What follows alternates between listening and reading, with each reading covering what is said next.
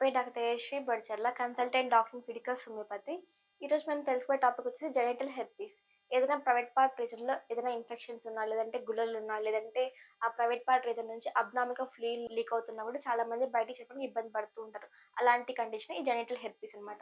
అసలు ఏంటి ఈ జెనిటల్ హెర్పీస్ అంటే సెక్షువల్లీ ట్రాన్స్మిటెడ్ ఇన్ఫెక్షన్ అనమాట.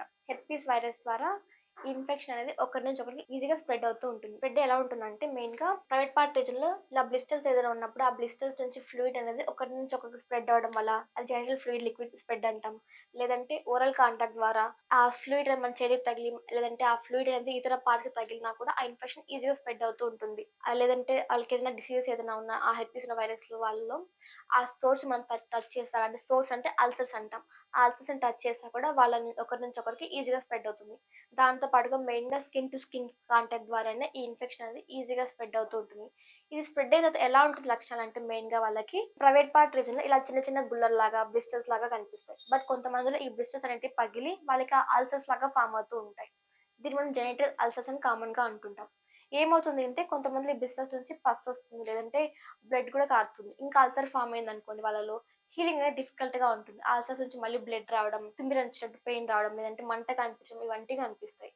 ఇంకా దీంతో పాటుగా వాళ్ళకి హెర్పీస్ ఇన్ఫెక్షన్ ఉన్నప్పుడు వాళ్ళలో ఈ ప్రైవేట్ పార్ట్ రీజన్‌లో కొంతమందిలో ఎలా ఉంటుందంటే ఫస్ట్ టైమ్ కాంటాక్ట్ అయినప్పుడు వాళ్ళకి ఎలాంటి ఇన్ఫెక్షన్స్ బయటికి కనిపించవు. అంటే ఎలాంటి లక్షణాలు బయటికి కనిపించకపోవచ్చు. బట్ లక్షణాలు లేకపోయినా కూడా వాళ్ళ బాడీలో ఈ వైరస్ అనేది అలాగే ఉంటుంది. ఇది లైఫ్ టైమ్ వైరస్ అన్నమాట. ఒకసారి మీ బాడీలోకి ఎంటర్ అయిందనుకోండి, ఆ వైరస్ మీ లైఫ్ లాంగ్ అలానే ఉంటుంది మీ బాడీలో. దాంతో పాటుగా ఈ వైరస్ అనేది ఎప్పుడు యాక్టివేట్ అవుతుందంటే, మీ ఇమ్యూన్ సిస్టమ్ వీక్ అయినప్పుడు, లేదంటే స్ట్రెస్ లెవెల్స్‌లో ఉన్నప్పుడు, ఎక్కువగా అలసిపోయినప్పుడు, లేదంటే స్మోకింగ్ హ్యాబిట్స్ కానీ, ఆల్కహాల్ హ్యాబిట్స్ ఉన్నప్పుడు, ఇలాంటి కండిషన్స్‌లో ఈ వైరస్ అనేది రియాక్టివేట్ అయిపోయి వాళ్ళకి సింప్టమ్స్ లాగా కనిపిస్తుంది.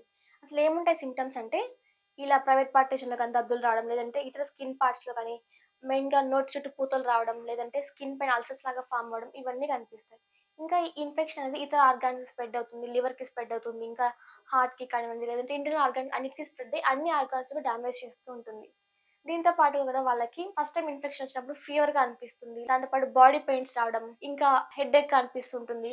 బట్ ఇలాంటి టైంలో ఏం చేస్తారంటే వాళ్ళు లోకల్‌గా యాంటీబయాటిక్స్ యూజ్ చేస్తుంటారు. బట్ ఇలాంటి హెర్పీస్ వైరస్‌కి సంబంధించి వాళ్ళు యాంటీవైరల్ మెడిసిన్స్ యూజ్ చేస్తూ ఉంటారు. ఇలా యూజ్ చేయడం వల్ల వాళ్ళకి ఆ ఫస్ట్ టైమ్ ఇన్ఫెక్షన్స్ అయితే తగ్గుతూ ఉంటాయి. బట్ ఈ ఇన్ఫెక్షన్ అనేది వితిన్ 1 మంత్‌లోనే కంట్రోల్ అవుతూ ఉంటుంది. బట్ మళ్ళీ 2-3 మంత్స్ తర్వాత మళ్ళీ రిలాప్స్ అవుతూ ఉంటుంది. ఈ రిలాప్స్ అయినప్పుడు మనకి సివియర్ ఫార్మ్‌లో ఉంటుంది.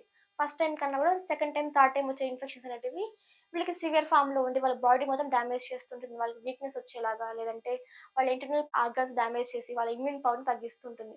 ఇలా ఇమ్యూనిటీ పవర్ తగ్గిపోవడం వల్ల ఈ వైరస్‌తో పాటు హెచ్ఐవీ వైరస్ కూడా ఈజీగా స్ప్రెడ్ అవుతూ ఉంటుంది. ఇలా ఇమ్యూన్ సిస్టమ్ వీక్ అయినప్పుడు వాళ్ళకి హెర్పీస్ వైరస్‌తో పాటు కూడా హెచ్ఐవీ వైరస్ కూడా ఈజీగా బాడీలోకి ఎంటర్ అవుతూ వాళ్ళకి ఇంకా ఆర్గాన్ డ్యామేజ్ అయ్యేలా చేస్తుంది. ఇలాంటి కండిషన్స్‌లో హోమియోపతి ఎఫెక్టివ్‌గా వర్క్ అవుతుంది. హోమియోపతి ఏం చేస్తుందంటే ఆ ఇన్ఫెక్షన్స్ అనేటివి స్ప్రెడ్ అవ్వకుండా లేదంటే అల్సర్స్ కానివ్వండి, లేదంటే ఇలాంటి ప్రైవేట్ పార్ట్ రీజన్‌లో గుల్లలు కానివ్వండి, ఈ గుల్లలన్నిటిని కూడా ఫాస్ట్‌గా హీల్ అయ్యేలాగా మళ్ళీ మళ్ళీ వచ్చే సంఖ్యను తగ్గించడం ద్వారా వాళ్ళకి సింప్టమాటిక్ రిలీఫ్ అందిస్తుంది. ఇంకా వాళ్ళకి ఏదైనా ప్రాబ్లమ్స్ ఉన్నా, నీరసంగా అనిపించినా, లేదంటే బ్లడ్ రావడం, లేదంటే కొంతమంది వెజైనా నుంచి అబ్నార్మల్‌గా ఫ్లూయిడ్ లీక్ అవుతూ ఉంటుంది. యెల్లో కలర్‌లో కానివ్వండి, లేదంటే వైట్ కలర్ అవ్వనివ్వండి, ఇలాంటి అబ్నార్మల్ ఫ్లూయిడ్ కూడా వాళ్ళకి తగ్గిస్తుంది. ఇంకా వాళ్ళకి సెక్షువల్ ఇంటర్‌కోర్స్ టైమ్‌లో పెయిన్‌ఫుల్‌గా ఉంటుంది. ఎందుకంటే ఇన్ఫెక్షన్స్ వల్ల ఇతర ఆర్గాన్స్ కూడా అల్సర్స్ లాగా, సోర్ లాగా ఫార్మ్ అవుతూ ఉంటాయి. కాబట్టి వాళ్ళకి ఆ పెయిన్‌ని కూడా తగ్గిస్తుంది హోమియోపతి మందులనేటివి. ఇంకా హోమియోపతి మందులు మనం యూజ్ చేయడం వల్ల ఆ రిలాప్సింగ్ టెండెన్సీని కంట్రోల్ చేసుకోవచ్చు.